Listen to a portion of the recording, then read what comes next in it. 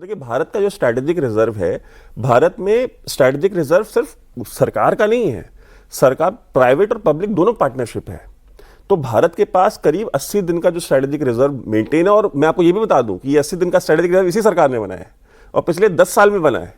हमारा strategic reserve literally 7 दिन का था, 7 दिन का, जब ये सरकार आई थी।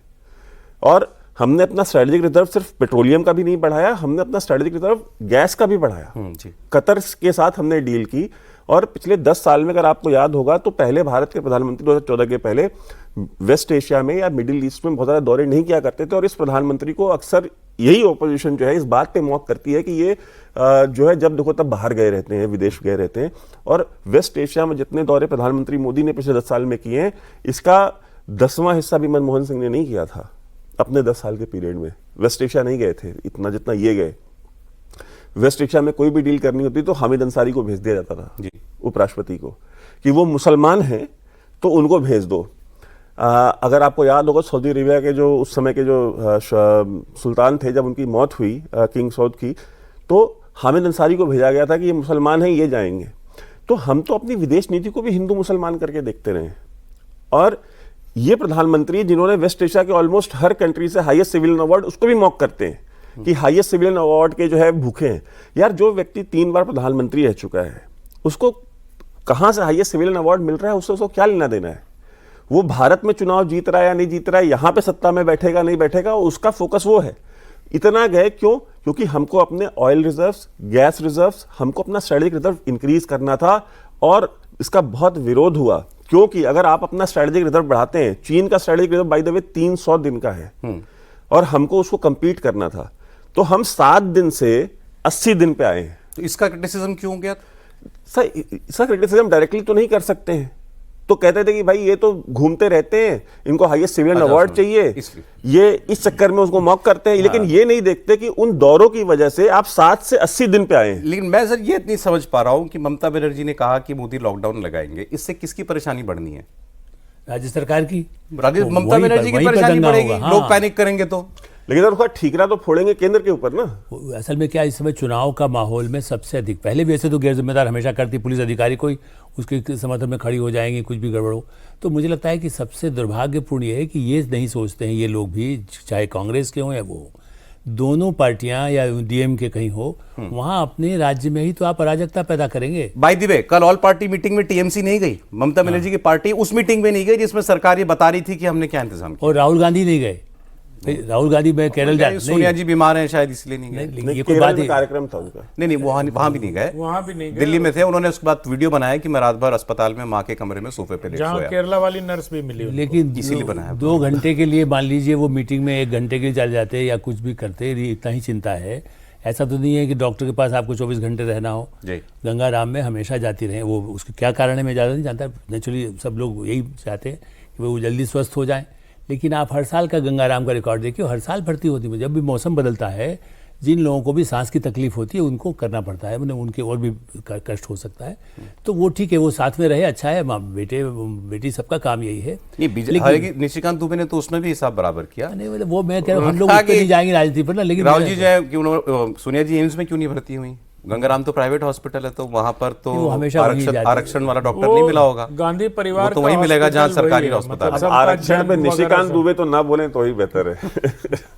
ये जरूर है कि आप ये देखिए इसके साथ किस तरह से राहुल गांधी, आप उससे नहीं देखा आपने कल, बल्कि उन्होंने कहा कि मैं ग्रेटर निकोबार वालों से मिला हूँ, आदिवासी डेलीगेशन से।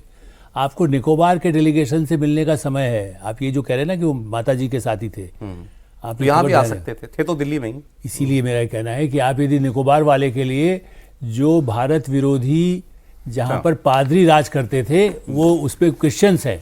आप जाति की बात कर रहे हैं, मैं इसलिए आपको ध्यान दिला रहा हूँ, कल आप इस पर स्टोरी करवाइएगा कि वो निकोबार में मैं डिटेल्स में गया हुआ हूँ। निकोबार, वहाँ केवल पादरी रूल चलता था। भारत सरकार का इंदिरा गांधी के टाइम में रूल नहीं चल रहा था। उस जगह के लोगों को कि साहब यहाँ डेवलपमेंट ना हो, नक्सल खत्म हो गए ना, 30 तारीख को खत्म हो जाएंगे, जो भी जितना कोशिश हुई है, वो निकोबार को भी उस तरह से उसके प्रोटेक्शन के लिए राहुल गांधी एक्टिव हैं। देश पे इस समय विश्व का जो संकट है, उसके बजाय, तेल के बजाय, लोगों को शांत करने के बजाय वो कह रहे हैं कि नहीं नहीं। उन्होंने ये भी कह दिया है कि देखो चुनाव के बाद आपने ध्यान नहीं दिया। ममता बनर्जी से पहले वो कह चुके हैं कि चुनाव के बाद तो बढ़ना ही है तुम्हारा। इसलिए लोग अभी इकट्ठा कर रहे तेल के दाम नहीं बढ़ा रहे, चुनाव के बाद तो बढ़ाएंगे, ये भी वो कह रही है। सर ये बात नहीं हुई, इन दोनों से आपसे तो हुई थी, वो जो पाकिस्तान वाला ड्रामा हमारे यहाँ चला कि पाकिस्तान मीडिएट कर रहा है, भारत कहाँ है इसके अंदर, पाकिस्तान का स्टेचर इतना बढ़ गया, हम तो पीछे छूट गए।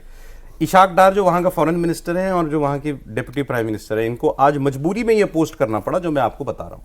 और मैंने वहाँ ऐसी वीडियो सुने हैं कि लोग पूछ रहे हैं, उन्हीं के लोग पूछ रहे हैं, भाई कब आएंगे ये अमेरिकी, हम यहाँ बैठे हैं दस्तरखान लगा के, अमेरिकी ईरानी आए क्यों नहीं ये लोग, हमारा बिरयानी ठंडी हो गई अभी तक। इशाक डार पोस्ट कर रहे हैं, there has been unnecessary speculation in the media regarding peace talks. ये अननेसेसरी स्पेकुलेशन है। In reality US Iran indirect talks are taking place through messages being relayed by Pakistan. हम मैसेज रिले कर रहे हैं, जो आज एमजे अकबर ने कहा कि वो पोस्टमैन है, वो मीडिएटर नहीं है पाकिस्तान, तो वो उनका डिप्टी प्राइम मिनिस्टर खुद मान रहा है, हम मैसेज रिले कर रहे हैं। And brotherly countries of Turkey and Egypt among others are also extending their support in this initiative. हम अकेले भी नहीं कर रहे हैं, वो कह रहे हैं तुर्की इजिप्ट कर रहा है और भी देश इसके अंदर लगे हुए हैं। पाकिस्तान फलाना फलाना we are committed to peace and this that, dialogue and diplomacy is the only. अब पता लग गया आपको पाकिस्तान का कितना रोल है इसमें, चिट्ठी पहुंचा रहा है वो, इतना ही वो कर रहा है, और वो भी अकेला नहीं कर रहा, वो और लोग भी कर रहे हैं। लेकिन हमारे यहाँ डिक्लेयर कर दिया गया कि आसिम मुनीर बहुत बड़ा आदमी बन गया, पार्लियामेंट में बोला बाकायदा। भारत नहीं सर बन पाया। मैं वैभव जी की बात को आगे बढ़ाना, मेरे दिमाग में ये वाली बात तभी आ रही थी जब ये बोल रहे थे कि हम बीजेपी का विरोध करते करते कब भारत का विरोध करने लग जाते हैं, ये हमें पता नहीं चलता। मतलब जो कांग्रेस का इकोसिस्टम है, अब आप देखो उस दिन लहालोट होके सब लोग कर रहे थे जब उसके प्रधानमंत्री के ट्वीट का स्क्रीनशॉट लेके ट्रंप बाबू ने ट्वीट किया था, हाँ है ना, उसी दिन के बाद से शहबाज तो ये शरीफ, चला। जी, जी, जी। शहबाज शरीफ ने कुछ ट्वीट किया कि पता नहीं क्या कर रहे हैं, कैसे कर रहे हैं, जो भी है, कहा कि हम अवेलेबल हैं, हम होस्ट बनने के लिए तैयार हैं अगर आपको हाँ, बात तो करनी है। उसके बाद सब लोगों ने इतना स्पेकुलेट करके बढ़ा दिया बात कि जेडी वैंस पाकिस्तान आने वाले हैं और ये होने वाला है। उसमें भी खबर ये आ रही कि JD Vance will come to India first and then go to Pakistan. अगर इंटरनेट मीडिया पर चलने वाली अपुष्ट खबरों की बात करें तो मुझे लगता है कि, लेकिन उस दिन जितने विदेश मंत्रालय को कवर करने वाले सो कॉल्ड बड़े पत्रकार हैं, उन्होंने लिखा लुक दिस इज पाकिस्तान। ये किसी ने नहीं लिखा कि लुक दिस इज इंडिया। आज तक नहीं लिखा किसी ने कि लोग हॉर्मुज जलमरुमद से इंडिया का झंडा लगा हुआ जहाज वायुसेना की निगरानी में ईरान के हमारी तरफ आ गया। इस बात पर किसी को गर्व नहीं है। गर्व इस बात पर है कि शहबाज शरीफ ने जो ट्वीट किया उसको ट्रंप ने स्क्रीनशॉट लेकर रिट्वीट किया। पाकिस्तान का स्ट्रेचर इसी से पता चलता है सर, कि ट्रंप ने स्क्रीनशॉट ले लिया उसका। अगर उसकी असलियत बता दी लोगों ने कि वो ट्वीट भी ट्रंप ने लिख के भेजा था, ये ट्वीट कर तो ताकि मैं इसको रिपोस्ट करूं और दुनिया को ये बताऊं कि मैं हवाबाजी नहीं कर रहा हूं।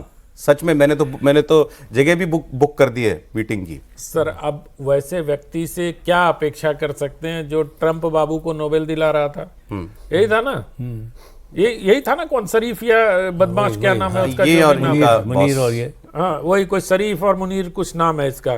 तो मुझे लगता है कि जिस प्रकार से ट्रंप उसका उपयोग कर रहा है पाकिस्तान का, वो एक टूल की तरह, कि वो पेंडुलम देखा है घड़ी का, पुराने जमाने की घड़ी होती तो उसमें एक पेंडुलम चलता था, ऐसे इधर से मार दो तो इधर चला जाता था, इधर से मार दो तो इधर चला जाता था।